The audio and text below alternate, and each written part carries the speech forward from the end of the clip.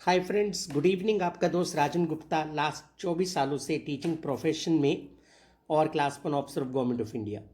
आज आपके साथ डिस्कस करूंगा जाइंट डेस्पेयर। डेस्पेयर वर्ड का मतलब दोस्तों निराशा, जाइंट मतलब राक्षस। इसको लिखा है फ्रेंड्स जॉन बुनियन ने, BUNIYAN, बुनियन। और दोस्तों एक्चुअली ये उनके द्वारा लिखी गई एक वॉल्यूमिनस बुक पिलग्रिम्स प्रोग्रेस का एक छोटा सा हिस्सा है। पिलग्रिम्स प्रोग्रेस को लिखा जॉन बुनियन ने और उसी में जायंट डिस्पेयर एक इवेंट है जो आपके साथ में आज डिस्कस कर रहा हूं। दोस्तों सबसे पहले मैं आपके साथ डिस्कस कर दूं, ये एक एलिगोरिकल वर्क है। अब एलिगरी होता क्या है? An allegory is a story or a poem or a painting in which the character and events are symbolic of something much more important.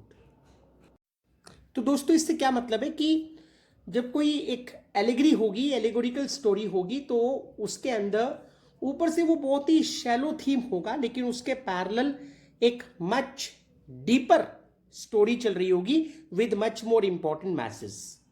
तो जनरली उसके अंदर कोई मॉरल वैल्यू, कोई पॉलिटिकल मैसेज कन्वे किया जा रहा होगा, उसको बोलते हैं एलिगरी। तो उस एंगल से ये भी एक एलिगोरिकल वर्क है।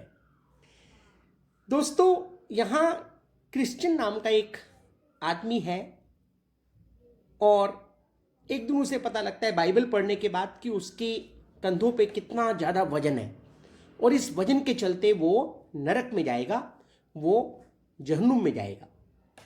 तो अब वो इस वजन को उतारना चाहता है, जिसके लिए उसे कहाँ जाना जरूरी है? सेलेस्टियल सिटी के अंदर, सेलेस्टियल सिटी। और उसके लिए वो एक जर्नी स्टार्ट करता है। वो चाहता है उसकी वाइफ और उसके बच्चे भी उसके साथ चले, लेकिन वो लोग मना कर देते हैं और इसीलिए वो इस जर्नी को अपने आप ही स्टार्ट करता है। दोस्तों ये कहानी एलिगोरिकल है किस तरह से? ये एक्चुअली दिखाती है कि हमारी सभी निराशाओं, जैसे कि आप नाम भी देख रहे हैं जाइंट डेस्पेयर, डेस्पेयर मतलब निराशा, हमारी सभी निराशाओं का एक ही सल्यूशन है। हमारी सभी निराशाओं का एक ही सल्यूशन है, हमारी उम्मीद, हमारी होप और प्रॉमिस, जो हमें निराशा के, जो हमें डेस्पेयर के लॉकअप से बाहर निकाल सकता है। तो अब आप कहानी में जो कैरेक्टर्स हैं वो भी देखिएगा दोस्तों, बहुत ही इफेक्टिव और इम्पैक्ट वाले नाम हैं। जैसे क्रिश्चियन, जो कि एक शानदार मतलब है, उसके साथ उसका एक दोस्त है जिसका नाम होपफुल है। जो जाइंट दिखाया उसका नाम डेस्पेयर है। जाइंट की वाइफ जो दिखाई है वो डिफिडेंस है।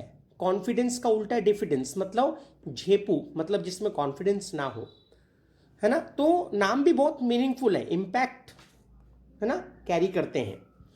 तो अब होता क्या है, ये लोग, इनको गलत रास्ता दिखाया जाता है, ये गलत गाइड किए जाते हैं दोस्तों, और ये एक मिडोस पे आ जाते हैं और वो एरिया इस जाइंट डिस्पेयर का एरिया है और ये जाइंट डिस्पेयर उनको पकड़ लेता है। ये कैसल ऑफ डाउट, है ना, डाउटिंग कैसल, ये उनका एरिया है और ये उनको पकड़ लेता है और उन पे आरोप लगाता है, भाई तुम मेरे जुरिस्डिक्शन में आए हो, और एज ए पनिशमेंट इनको वो डाउटिंग कैसल के अंदर डाल देता है। अब वो इनको मारना चाहता है, वो इनको बुरी तरह से टॉर्चर करना शुरू कर देता है, पीटना शुरू कर देता है, जिसके चलते उसको फिट्स, दौरे पड़ते हैं, उसको दौरे पड़ता है और वो रुक जाता है। उसकी वाइफ कहती है कि बजाय इसके कि तुम इन्हें खुद मारो और अपने ऊपर प्रेशर डालो, तुम इन्हें टॉर्चर करो और इस हद तक टॉर्चर करो कि ये खुद ही अपने आप सुसाइड करने की इनमें इच्छा हो जाए। और वो कहता है ठीक है, और वो उनको टॉर्चर करना शुरू करता है। He gives them A proper trash, good trash. तो जो हमारा क्रिश्चियन है वो बहुत डिप्रेशन में आ जाता है, बहुत डेस्परेट हो जाता है और वो एक्चुअली सुसाइड करना चाहता है। लेकिन जो उसके साथ होपफुल उसका दोस्त है, वो कहते हैं नहीं नहीं दोस्त, ये तो बिल्कुल गलत होगा। अगर हम आत्महत्या करते हैं तो ये इमोरल है, ये गलत है। और ये एक हत्या नहीं, ये शरीर और सोल, बॉडी एंड सोल, दो दो हत्याएं हैं। और इसीलिए जो होपफुल है वो उसे पेशेंस रखने के लिए और रास्ता तलाशते रहने के लिए कहता है। तो इस तरह से क्रिश्चियन में एक बार फिर उम्मीद आ जाती है, बढ़ जाती है। अब जायंट अगले दिन आता है इस उम्मीद के साथ में कि ये लोग सुसाइड कर चुके होंगे, लेकिन जायंट डिस्पेयर उनको फिर उम्मीद से भरा देखता है, उसे बड़ा गुस्सा आता है, अच्छा जी, और एक बार फिर ही स्टार्ट बीटिंग देम, ही बीट देम बैडली, और कहता है कि अगर आज सुइसाइड नहीं किया तो कल की जो बीटिंग होगी ना, it will be more cruel. इस बात की वो उनको वार्निंग भी दे देता है। अब इवन उसकी वाइफ उसे सजेस्ट करती है डिफिडेंस, तो वो उनको उसके आंगन में, उसके यार्ड में पड़े हुए जो स्केलेटन है, हड्डियों के ढांचे हैं, वो भी दिखाता है, उनको और ज्यादा निराश करने के लिए, वार्निंग देने के लिए, उनको डराने के लिए। और एक बार फिर जो क्रिश्चियन है वो डिप्रेशन में आ जाता है, वो फिर उसके अंदर आत्महत्या की टेंडेंसीज, सुइसाइडल टेंडेंसीज डेवलप हो जाती हैं। लेकिन उसका दोस्त होपफुल है ना, एक बार फिर वो उसको संभालता है और उसमें उम्मीद जगा देता है, क्या कि दोस्त हम कोशिश करते रहेंगे और हमें पक्का रास्ता मिलेगा। इधर डिफिडेंस, उसकी वाइफ को लग रहा है कि ये दोनों लोग कुछ प्लान कर रहे हैं।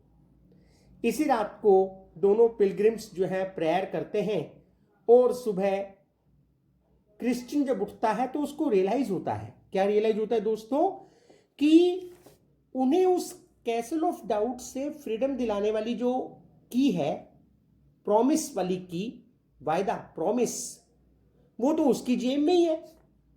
और एक्चुअली ये की उनका काम बना देती है। एक के बाद एक वो डोर खोल के बाहर निकलते जाते हैं।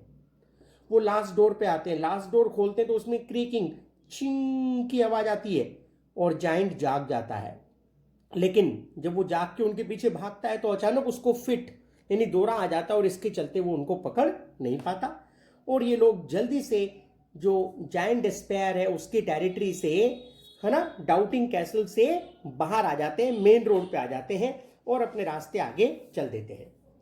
यहां वो एक और अच्छा काम करते हैं दोस्तों, वहां वो एक वार्निंग साइन लगा देते हैं उनके बाद आने वाले लोगों के लिए, क्या कि जी ये रास्ता डाउटिंग कैसल और जायंट डिस्पेयर की तरफ जाता है, और इसीलिए वो लोग उनसे बचे। और इस तरह से दोस्तों यहां पे कहानी खत्म हो जाती है। अब दोस्तों इसके अंदर सिर्फ दो इंपॉर्टेंट क्वेश्चन है। पहला क्वेश्चन आपका बनता है, सो दोस्तों पहला इंपॉर्टेंट क्वेश्चन बनता है, discuss giant despair this story, है ना, एज एन एलिगोरिकल वर्क। तो हमने सबसे पहले आपको क्या करना है फ्रेंड्स, आपको एलिगरी की डिफाइन करना है ना। Allegory is a story or a poem or a painting in which the character and events are symbol of something more important, or allegory is a story where a very trivial story or a shallow story goes on, but parallelly there is a much deeper, more significant story is going on. This device is called allegorical device. तो उसके बाद आप बता दीजिए कि ये सिर्फ एक आदमी जो राक्षस है वो दो लोगों को कैप्चर कर लेता है, ये कहानी यहां तक सीमित नहीं है। ये कहानी इस बात पे एक्सटेंड होती है कि हम समय समय पे डिस्पेयर के द्वारा घेर लिए जाएंगे, और तब हमारी होप, तब हमारे प्रॉमिस ही हमें उससे बाहर निकाल पाएंगे। तो ये एक एलिगोरिकल स्टोरी है। दूसरा इंपॉर्टेंट क्वेश्चन दोस्तों बन सकता है, डिस्कस द ट्रॉमा। ट्रॉमा आप जानते हैं, Christian and Hopeful had to go through and how finally they could come out of it.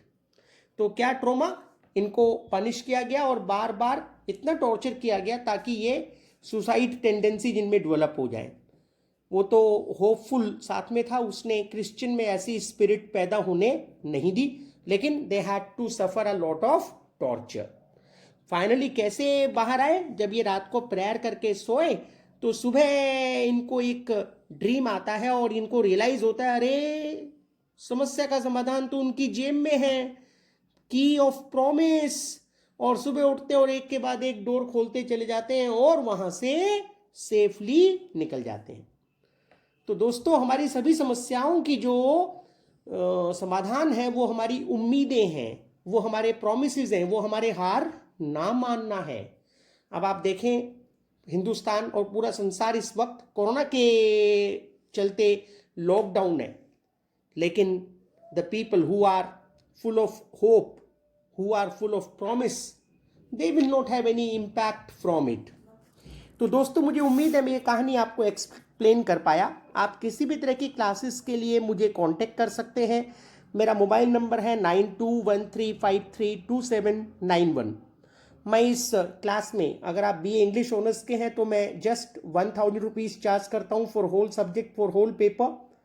और अगर आप MA इंग्लिश के हैं तो just 1500 for the total one paper, like MEG 1 MEG 2, जिसमें सारे नोट्स शामिल होते हैं, असाइनमेंट शामिल होते हैं, राइटिंग मटेरियल, प्रैक्टिस मटेरियल शामिल होता है, बहुत सारे मॉक टेस्ट शामिल होते हैं और आपका राइटिंग स्किल को डेवलप करना, ताकि आप एग्जाम में अच्छे से लिख पाएँ और बहुत बढ़िया स्कोर कर पाएँ, है ना। Thank you very much, have a good day, bye bye.